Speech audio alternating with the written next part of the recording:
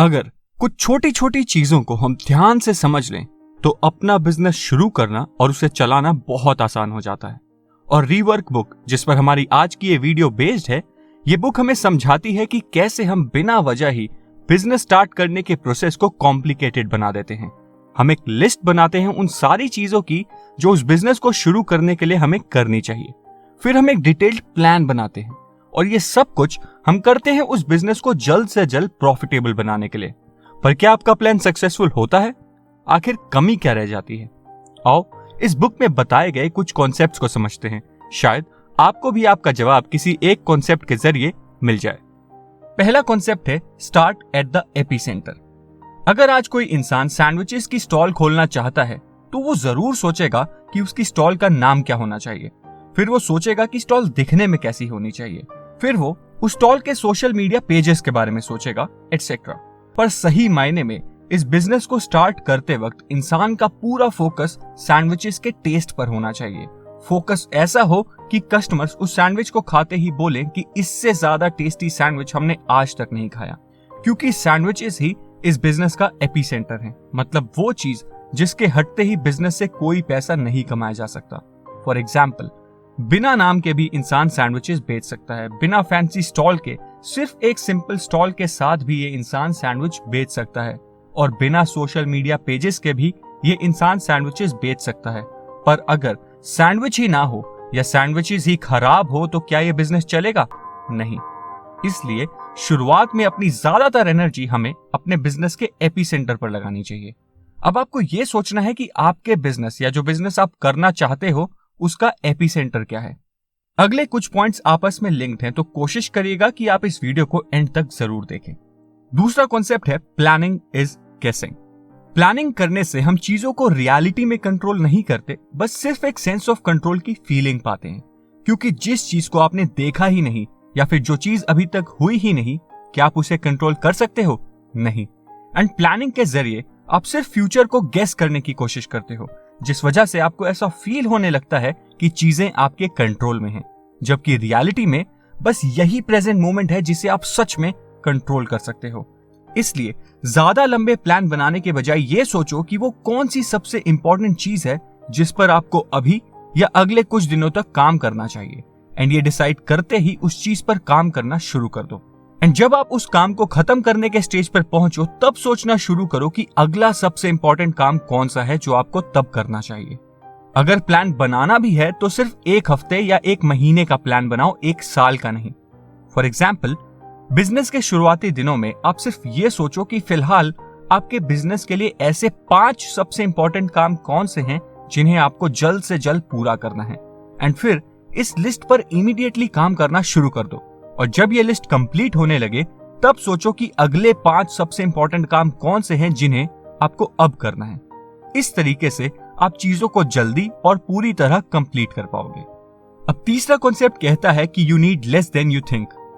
Jason Fried, जो इस book के ऑथर और साथ ही साथ बेस कैंप नाम की एक $1 बिलियन सॉफ्टवेयर कंपनी के ओनर भी हैं, वो बताते हैं कि कैसे उन्होंने शुरुआत में बहुत ही सस्ते में, मतलब मिनिमम इन्वेस्टमेंट के साथ अपना पहला प्रोडक्ट लॉन्च किया। इस प्रोडक्ट को बनाते समय उनके पास कोई अपना ऑफिस स्पेस नहीं था, इसलिए उन्होंने एक दूसरी कंपनी के साथ ऑफिस स्पेस शेयर किया।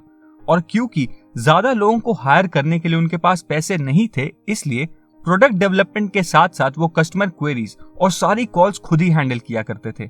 और एडवर्टीजमेंट पर ज्यादा पैसा लगाने के बजाय वो बस ऑनलाइन जाकर अलग अलग पोर्टल्स पर खुद ही प्रोडक्ट के बारे में लिखा करते थे और कस्टमर्स का एक्सपीरियंस भी शेयर किया करते थे।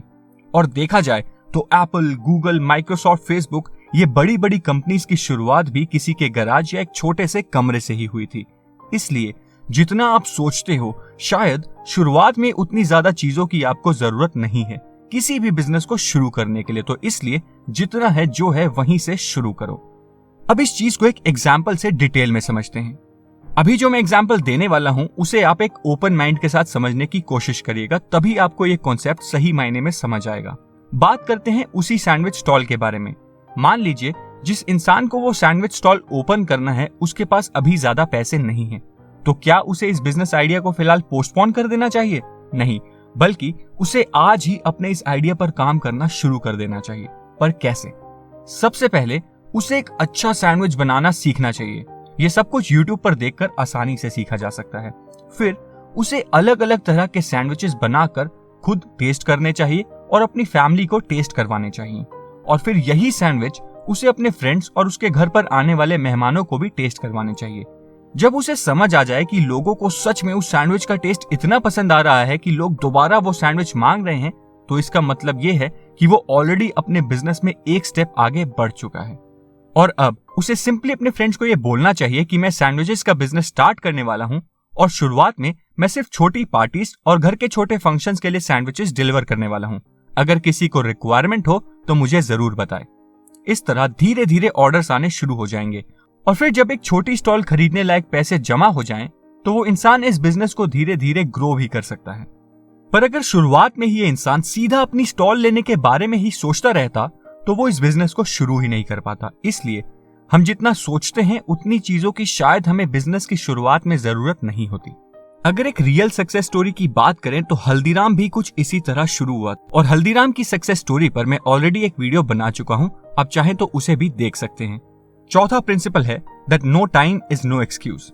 अगर आप भी उन लोगों में से हैं जो अपने फ्रेंड्स और कलीग्स के साथ अपने बिजनेस आइडिया शेयर करके ये कहते हैं कि मन करता है जॉब छोड़ के अपना बिजनेस ही शुरू कर लूं, तो शायद आप उन लोगों में से हैं जो सिर्फ सोचते हैं पर करते कुछ नहीं। सच तो ये है कि आप अपने ड्रीम्स को लेकर इतने सीरियस हैं ही नहीं, क्योंकि लाइफ कभी आपको सब कुछ आपकी मर्जी के हिसाब से नहीं देने वाली। अपने आइडियाज और अपने बिजनेस के लिए टाइम मिलता नहीं, टाइम मैनेज किया जाता है। लोग एक रेगुलर जॉब के साथ बिजनेस शुरू करते हैं और जैसे ही बिजनेस ग्रो हो जाता है वो जॉब छोड़कर पूरी तरह उस बिजनेस के साथ जुड़ जाते हैं। पर अगर आप अपने बिजनेस के लिए कुछ घंटे पहले उठकर या वीकेंड्स पर काम कर ही नहीं सकते, तो अगर शायद आपको पूरा टाइम भी दे दिया जाए तो आप उस टाइम को भी अच्छी तरह यूटिलाइज नहीं कर पाएंगे, क्योंकि टाइम तो आपके पास अभी भी है, बस आपको विल पावर और टाइम मैनेजमेंट स्किल्स पर काम करना है। पांचवा पॉइंट कहता है रिप्लेस द वर्ड एंटरप्रेन्योर। आजकल लोग कुछ नया काम शुरू करते ही खुद को एंटरप्रेन्योर कहने लगते हैं, पर इस दुनिया में लाखों ऐसे लोग हैं जो डेली करोड़ों रुपए का बिजनेस करते हैं पर खुद को कभी भी एंटरप्रेन्योर नहीं कहते। एक्चुअली ये एंटरप्रेन्योर और एंटरप्रेन्योरशिप बस फैंसी वर्ड्स हैं, एंड जैसे ही आप खुद को एक एंटरप्रेन्योर के नाम से सोचना शुरू करते हो तो आपके माइंड में एक अननेसेसरी बर्डन क्रिएट हो जाता है एंड आप दूसरे लोगों के साथ खुद को कंपेयर करना शुरू कर देते हो। जबकि शुरुआत में अगर आप सिंपली खुद को एक स्टार्टर या एक बिगिनर बुलाओ तो आपके माइंड में आपके बिजनेस की सक्सेस को लेकर प्रेशर नहीं बल्कि एक्साइटमेंट रहेगी, और इन फैंसी वर्ड्स के अलावा आप रियल वर्क पर ज्यादा फोकस कर पाओगे और शुरुआत में गलतियां करने से ज्यादा घबराओगे नहीं। दोस्तों, वैसे तो ये सिर्फ कुछ ही सिलेक्टिव पॉइंट्स है जो मैंने आपको रीवर्क बुक से पढ़कर समझाए हैं, पर अगर आप सच में अपना बिजनेस शुरू करना चाहते हो या अपना बिजनेस ग्रो करना चाहते हो तो इन पॉइंट्स के अलावा भी इस बुक में कई सारे इंटरेस्टिंग पॉइंट्स कवर किए गए हैं जो आपको जरूर पढ़ने चाहिए। इसलिए मैं रिकमेंड करूंगा कि आप इस बुक को जरूर पढ़ें, और इस बुक का लिंक मैं इस वीडियो की डिस्क्रिप्शन में भी ऐड कर दूंगा, आप वहां से भी इस बुक को खरीद सकते हो। उम्मीद है आपको ये वीडियो पसंद आई होगी। अगर आपको ये वीडियो पसंद आई है तो इस चैनल को सब्सक्राइब करें, इस वीडियो को लाइक करें और बेल आइकन दबाएं फ्यूचर वीडियो अपडेट्स के लिए। Thank you.